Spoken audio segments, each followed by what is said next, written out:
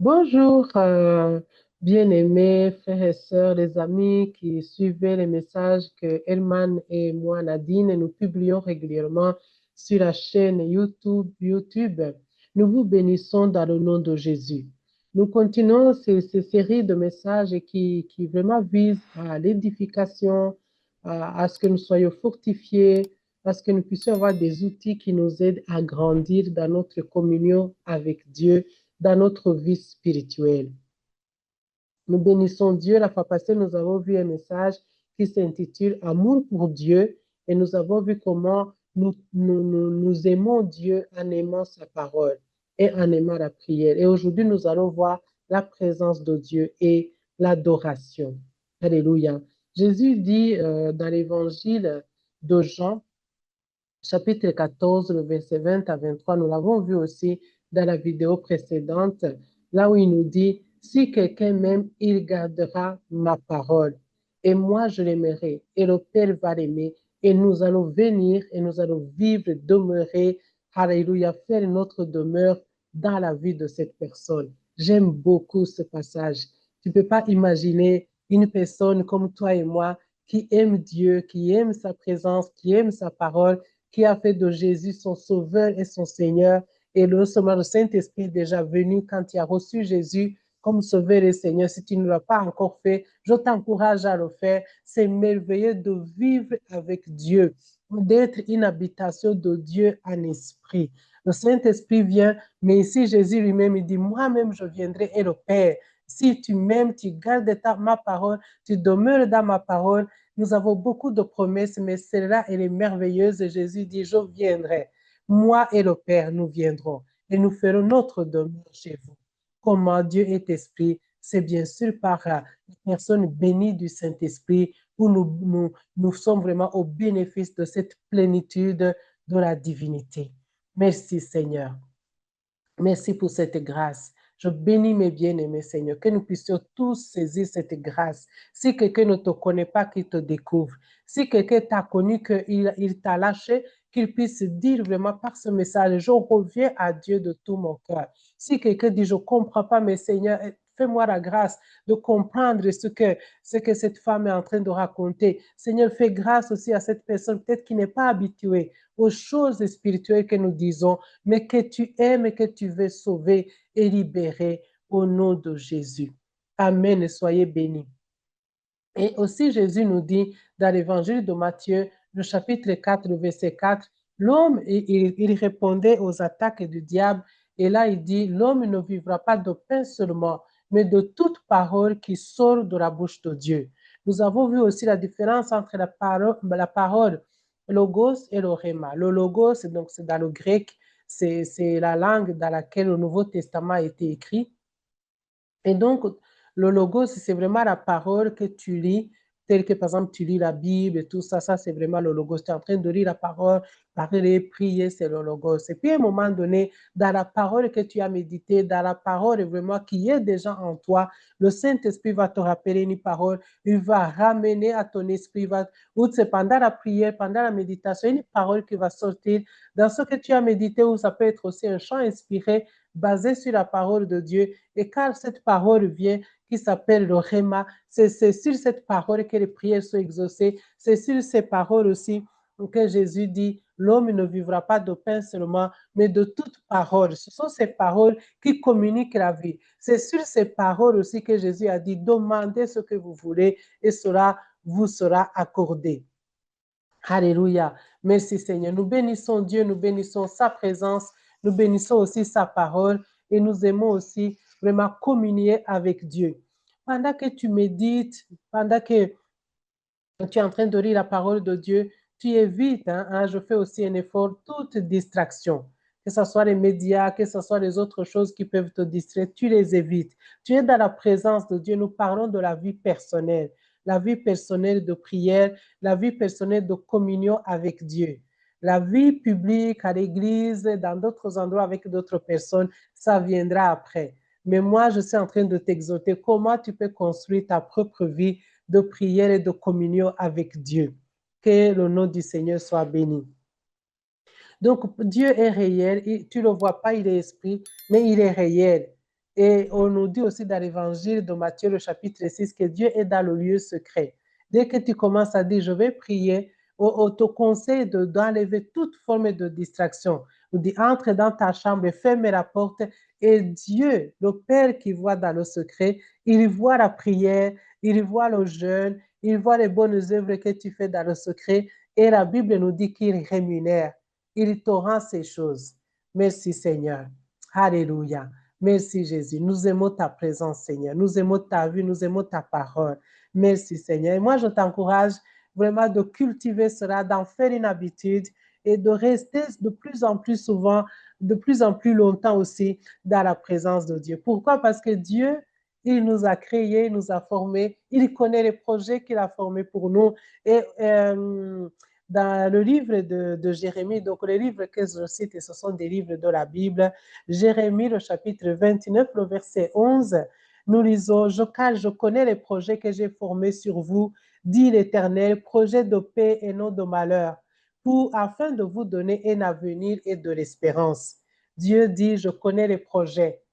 Il parlait à Israël à l'époque, mais aujourd'hui, il te parle à toi et moi.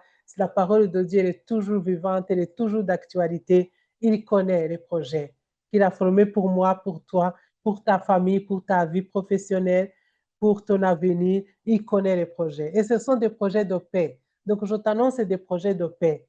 Je t'annonce des projets vraiment de vie, des projets de prospérité, afin de te donner un avenir et de l'espérance. Beaucoup de gens manquent vraiment d'espoir dans l'avenir.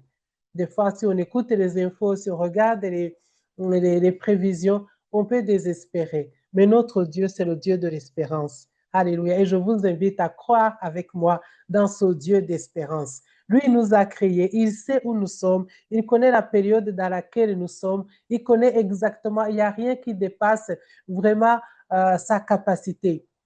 La Bible elle me dit que rien n'est impossible à Dieu.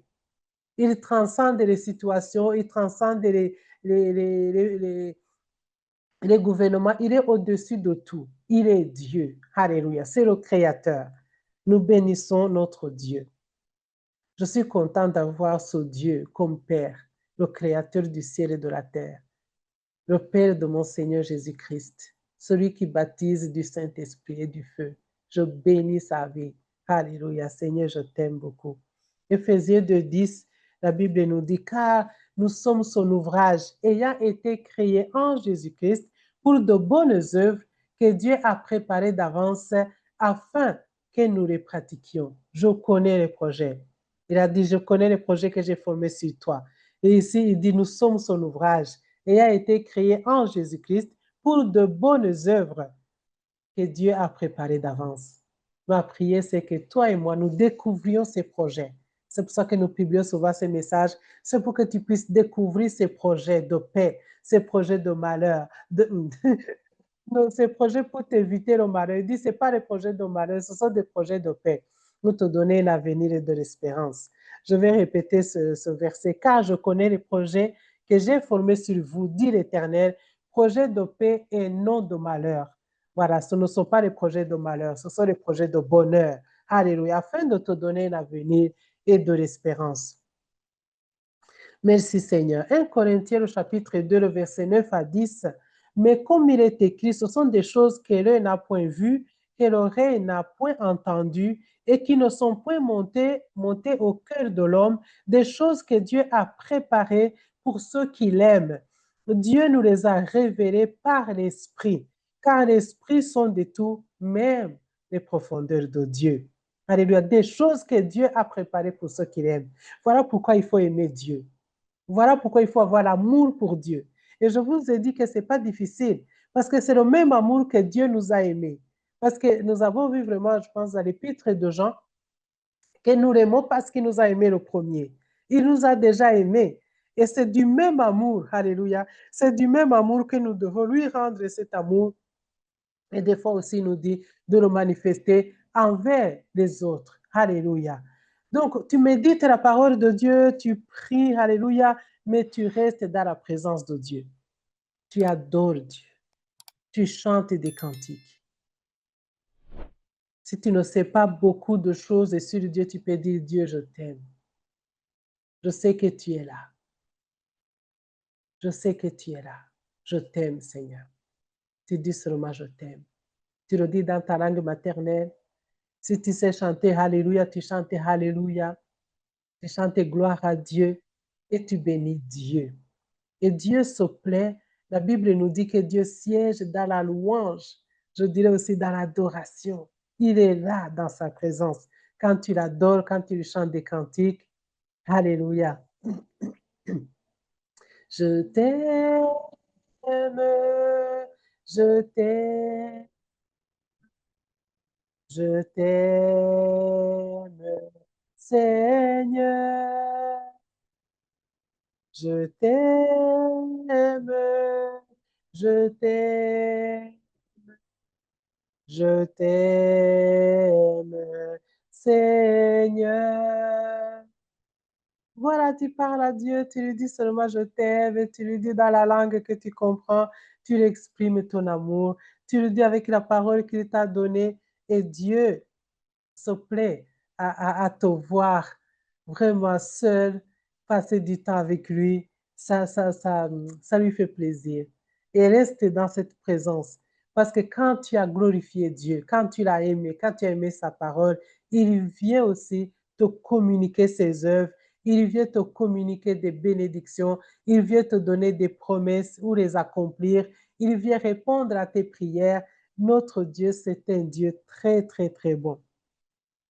Psaume 37, le verset 7, il dit, garde le silence devant l'Éternel et espère en lui.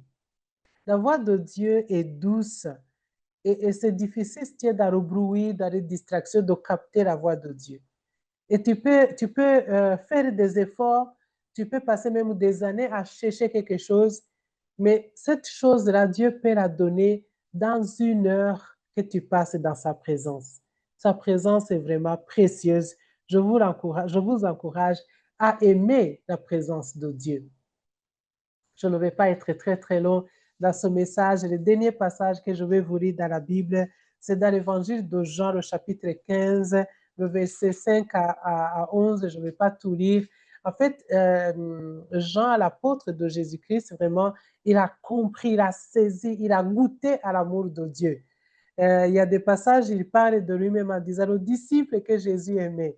Alléluia. Et il dit, il mettait sa tête sur la poitrine de Jésus parce qu'il sentait l'amour de Dieu pour lui. Il sentait l'amour de Jésus pour lui.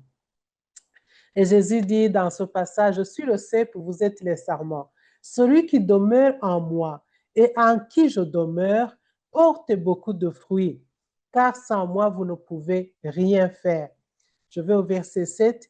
Si vous demeurez en moi et que mes paroles, ici on parle maintenant du Réma, et que mes Réma, mes paroles que tu as méditées, les paroles que Dieu t'a données comme des promesses, les paroles de guérison, des paroles de délivrance, demeurent en vous, que tu ne les oublies pas.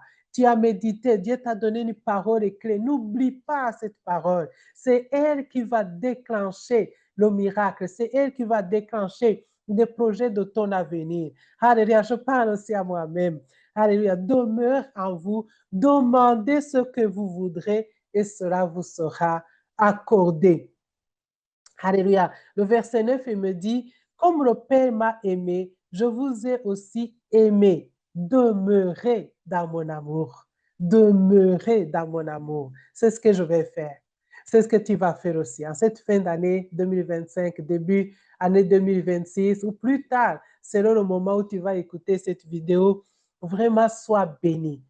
Que tes journées soient bénies, que tes nuits soient bénies. Peut-être qu'il y a quelqu'un qui a des problèmes d'insomnie. Je prie que Dieu te donne de dormir tranquillement. Je bénis les enfants dans les foyers qui ont des problèmes de somnambisme, que vraiment ces enfants soient guéris, délivrés. Des personnes qui ont des problèmes de sommeil, soyez bénis et que vraiment vous ayez un sommeil récupérateur, réparateur dans le nom de Jésus. Une personne qui souffre de maladie, quelle que soit la maladie, au nom de Jésus, je t'annonce une bonne nouvelle. Le Dieu que tu aimes, tu vas commencer à aimer si tu ne l'aimais pas. Si tu ne connaissais pas Jésus, tu vas accepter Jésus. Tu vas dire, Jésus, je t'accepte dans ma vie. Viens demeurer dans mon cœur. Et il viendra avec le Saint-Esprit, avec le Père céleste. Il va demeurer en toi. Eh bien, je t'annonce que ce Dieu que je t'annonce, il guérit aussi les maladies physiques. Alléluia. Il guérit les maladies psychiques et psychiatriques, que ce soit la dépression, le burn-out. Dieu délivre de toute maladie, de toute infirmité, des maladies incurables. Tu peux citer les noms si tu en souffres ou si tu les connais, tu connais une personne très chère à toi, tu peux lui faire écouter ce message et vous écoutez ça et vous citez cette maladie. Et tu t'accordes avec moi pour dire, je déclare la guérison. Maladie, Jésus t'a vaincu à la croix. Et tu peux dire dans les meurtrissures de Jésus, mon sauveur, j'ai été guéri. Alléluia. Dans les souffrances que Jésus a souffert à la croix, nous avons été guéris de toute maladie. Et la Bible me dit que toute chose qui a un nom se soumet à Jésus. Alléluia, se soumet à Jésus. Dieu a élevé Jésus, alléluia, son Fils, au-dessus de tout nom, au-dessus de toute domination, de toute autorité, de toute principauté. Je chasse les démons. Satan, je te résiste avec une foi ferme. Nous t'avons vaincu avec le sang de Jésus et avec la parole de notre témoignage. Nous déclarons la liberté. La liberté. Et je libère mes bien-aimés de toute forme d'addiction. Dieu nous a créés, mes amis, pour être addicts à sa parole, addicts à sa présence. Alléluia. Addicts, être remplis constamment du Saint-Esprit. La Bible dit, ne vous enivrez pas de vin, ne vous enivrez pas des choses du monde.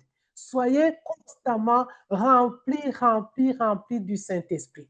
C'est comme ça que Dieu nous a designés. C'est pour ça qu'il nous a créés dans l'amour. Il nous a créés dans l'amour. Et je décrivais à mes amis avec qui je partageais cette parole récemment en disant que vraiment l'amour de Dieu, c'est la marque déposée du ciel. C'est la marque déposée du ciel. Quand tout ce que Dieu te donne, il te le donne dans l'amour, parce que Dieu est amour. Et il veut que nous prenions justement cette marque déposée sur nous. La Bible dit que Dieu a mis un sceau sur nous, le sceau du Saint-Esprit, que les personnes qui te voient l'amour de Dieu. Que quand les personnes sont dans ta présence, qu'ils ressentent l'amour de Dieu. Et si tu en as besoin, je te bénis et je prie que tu commences maintenant à marcher dans l'amour de Dieu. Que l'amour de Dieu, dans Romains 5,5, qui est répandu dans nos cœurs par le Saint-Esprit, soit ton partage. Si tu as des difficultés dans le couple ou dans les relations avec la famille, les frères, les sœurs, les parents, les enfants, là où il y a des problèmes de manque de pardon, là où il y a des problèmes de trahison, là où il y a des problèmes de manque d'amour, que le Saint-Esprit qui est à moi te remplit de l'amour de Dieu. C'est de l'amour de Dieu que tu as besoin. C'est l'amour agapao. Et puis après, cet amour va se traduire dans d'autres formes d'amour selon la communion et la relation que tu as besoin de rétablir. Qu'il y ait vraiment des rétablissements. La période de fin d'année, c'est souvent les familles qui se retrouvent et tout ça, mais il y a des fois les familles ne s'entendent pas, ne se parlent pas. Et ici, je viens t'apporter une parole de réconciliation.